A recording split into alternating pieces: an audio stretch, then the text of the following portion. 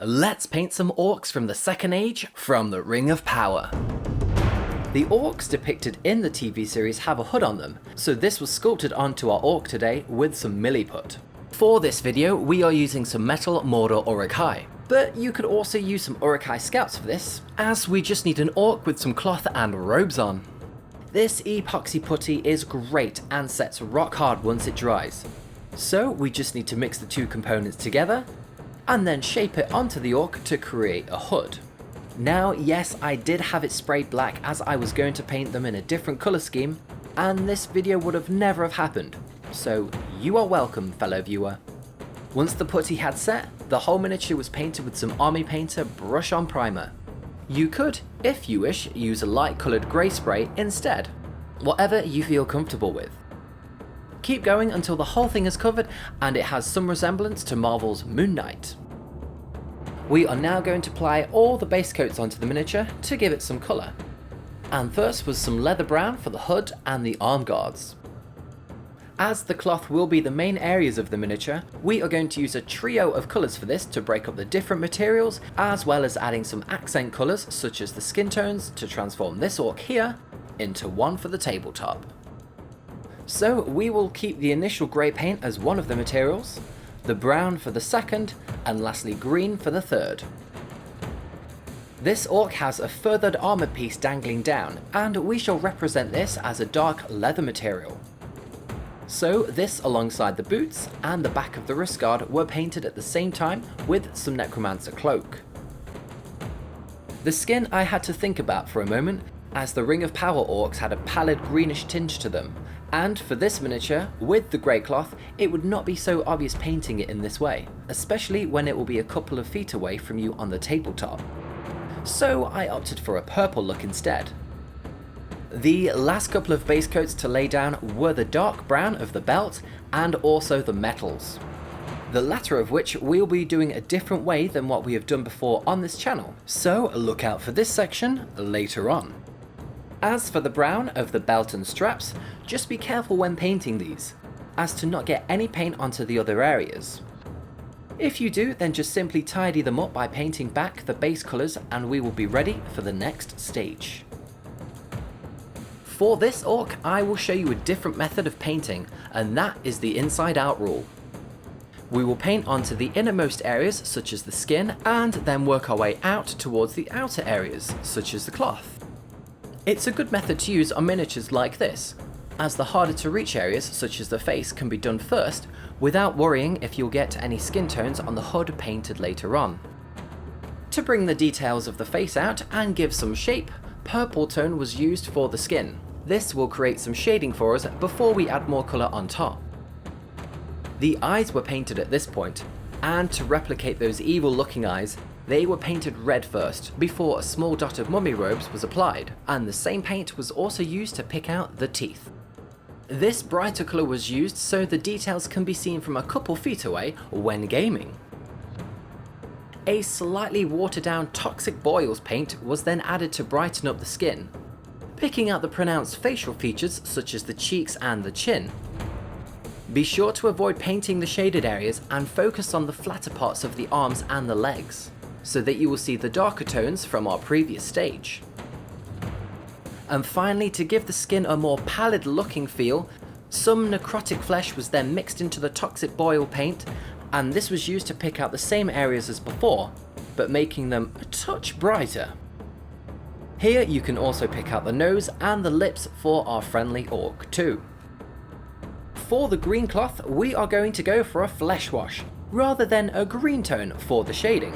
This would actually be quite useful for other miniatures such as Mirkwood elves, especially if there will be a few tones of green on them, but we will get to that in a future video.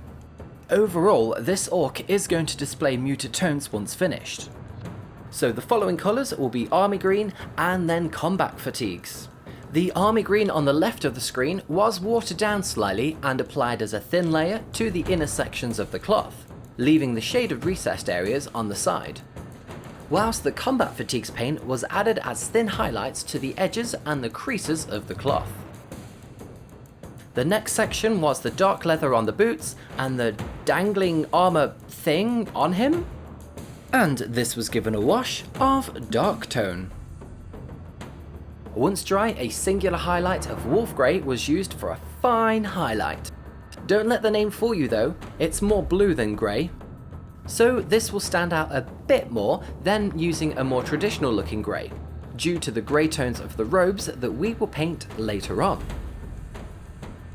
As the hair is pretty minimal on these miniatures, not a great amount of time was used to paint them. Castle Grey was the base coat, and then this was followed up by Draketooth as a highlight. See, no time at all. Hopefully you will see that by breaking down the miniature into a bunch of mini stages, like what we have done so far, you will be able to chip away at your painting. And that's the nice thing about painting miniatures. You can do a full-on slog and paint for hours and hours, or do 20 minutes here and there, and you will find your collection will build over time. Our next mini stage was the brown belt and straps. An initial highlight of Monster Brown was used, but then afterwards a skin tone highlight of tan flesh was the colour of choice, instead of going for a lighter brown, because that is what we will be using on our brown cloth. And we want to differentiate between the two easily once finished. That's why doing a test model first is always the way to go. So now onto the main cloth. As always, some shade will be added to create the darker tones in the recesses and folds of the cloth. A dark tone can be used for this, but I opted for a thinned down Gravelord Grey speed paint instead. The reason for this is that it will go into the recesses like our dark tone, but will also sit on top of the cloth too. And for viewers of this channel, you will know that I love speed paint because it reacts slightly with acrylic paints, and this will allow me to make some quick blends later on. I also added a thin layer of Hive Dweller Purple, mixed with some medium, just to give the cloth that tint of purple. But this is totally optional, and you can just stick with the first wash and get your minis done faster. I actually tested something out on this miniature whilst recording, and that was to start applying the main acrylic paint colour of 𝐒𝐿𝐼𝐻 whilst the speed paint was not 100% dry, just to see how it would fare. And it worked exactly as I thought. The unique properties of the speed paint does allow it to reactivate slightly when you apply a watered down acrylic paint over the top, and it just allowed me to blend the colours in together quickly, kind of like how a wet blending technique would be if we used just acrylic paints. And that allowed me to paint this cloak a little bit faster and build up the layers nicely, especially on the more pronounced areas where the cloth folds are. So even I learned things when I put these videos together for you. So how are you guys finding the new speed paint range? Do you like, love or hate them? Let us know your thoughts in the comments below. And we can share tales of what we've painted with them. Because this cloth is very prominent on these figures, I added a second brighter highlight of Stone Golem to a few areas, just to give it that little bit more definition. But again, at this stage, it is totally optional.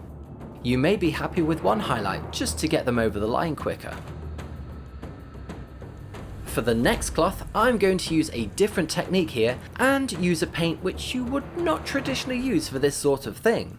But first, we need to set up the shaded areas. So first was a mid-tone shade of mid-brown to go all over the cloth, and this will also alter the colour of the base coat. Afterwards, a darker shade of strong tone was applied just into the recesses for the shadows. After applying shades and waiting for them to dry for a few minutes, it's always handy to have a few other miniatures on the side to add a colour or two on. For me, it was these orcs, just so that you are not twiddling your thumbs and watching paint dry. Now, let's get on to that different technique. We will switch over to a smaller battered brush now, like this one, and use a wet mud effects paint from the range. After thinning it down slightly with some water, it was patted onto the surface of the cloth, but leaving the darker shaded areas that we have just created. I chose this method and this paint for a few reasons. One is I like the colour, and it has a chalky kind of finish once dry. 2, the stippling patted motion gives a slight uneven coverage, and it creates a quick texture look to the cloth at the end. 3, It's just a quick way of painting cloth, and if you have a few of these to do, then it won't take too long at all. Which gives me more time to drink tea. For the lighter tones of the cloth, we will add in some desert yellow to the wet mud on the palette. And same as before, we shall do that patted motion to create a variation of tones in the cloth. On the left is the mix that we have just created, and on the right we have followed up by painting desert yellow afterwards. I would suggest to try it on a single figure first to see how bright you would like the final cloth to be. As I painted this miniature fairly quickly, I thought it would deserve a third colour of just desert yellow. And once totally dry, a highlight of skeleton bone was applied to the edges of the cloth, as well as the creases, just to make the material pop out a bit more to the eye.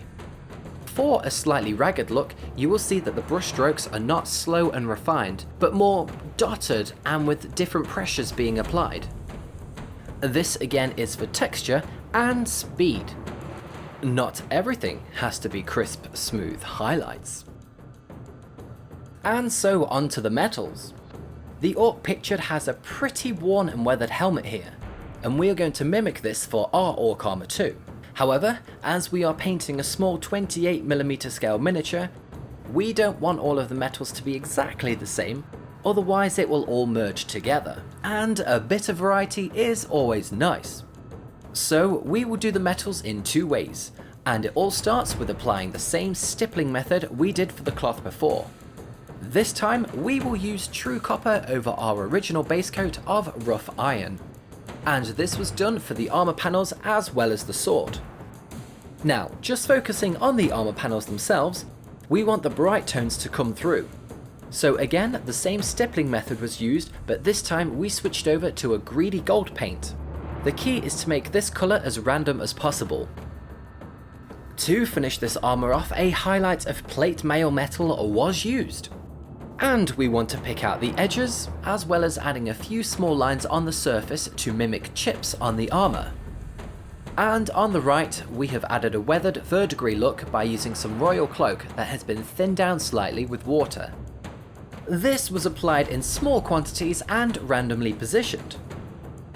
For the sword, the stippling method was used with gunmetal this time, to give it a silvery look.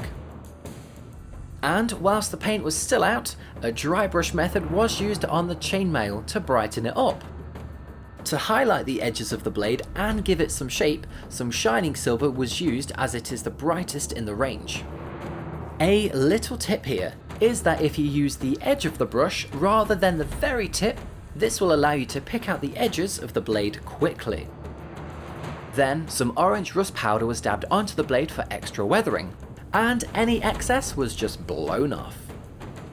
Using weathering powders now and again is super fun and allows you to be even more creative. If you would like me to do a full tutorial on these lovely products, then let me know in the comments below. And if you want to see even more Ring of Power painting tutorials, then check out this video right here. Thanks for watching and keep on hobbying.